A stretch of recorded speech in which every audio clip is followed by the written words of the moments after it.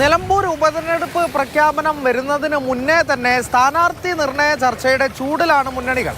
കോൺഗ്രസിനെ സംബന്ധിച്ച് രണ്ട് പേരുകളിൽ ഒന്നിലേക്ക് എത്താനുള്ളതാണ് ആശയക്കുഴപ്പമെങ്കിൽ ആരെ പരീക്ഷിക്കുമെന്നതിനാണ് CPM പരിഗണന കൊടുക്കുന്നത്.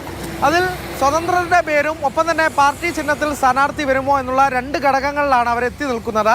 സ്വതന്ത്ര പരീക്ഷണം ആവർത്തിക്കാം എന്നുള്ളൊരു നിലപാട് നേതൃത്വം തന്നെ വ്യക്തമാക്കുന്നുമുണ്ട്. നിലമ്പൂർ സീറ്റ് CPM-ന് അനുവദിക്കപ്പെട്ട സീറ്റാണ്.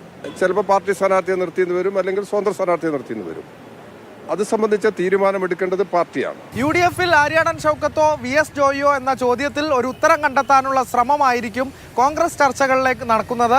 ഒരു സമവായം എന്നോണം എന്തെങ്കിലും പരിഹാര ഫോർമുലയുണ്ടോ എന്നുള്ള കാര്യം ഉൾപ്പെടെ കോൺഗ്രസ് നേതൃത്വം പരിഗണിക്കുന്നുണ്ട്.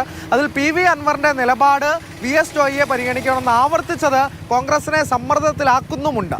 ഇവിടെ ആ തരത്തിൽ സ്ഥാനാർത്ഥിയെ അന്തിമമായി തീരുമാനിക്കുന്ന ഒരു ചർച്ചയിലേക്കും കടന്നിട്ടില്ല. പ്രാഥമികമായി പ്രധാനപ്പെട്ട നേതാക്കൾ കൂടിയാലോചന നടത്തിയിട്ടുണ്ട്. കോൺഗ്രസിന് ഒരു നടപടിക്രമമുണ്ട്, അതിൻ്റെ നടപടിക്രമങ്ങളിലേക്ക് കടക്കുന്നേ ഉള്ളൂ. നിലവിലൊരു ക്രൈസ്തവ സ്ഥാനാർത്ഥിക്ക് മുൻഗണന നൽകുകയാണ് BJP-യുടെ ലക്ഷ്യം. ആഴത്തിലുള്ള ചർച്ചകളിലേക്കൊന്നും BJP ഈ ഘട്ടത്തിൽ എന്തായാലും കടന്നിട്ടുമില്ല.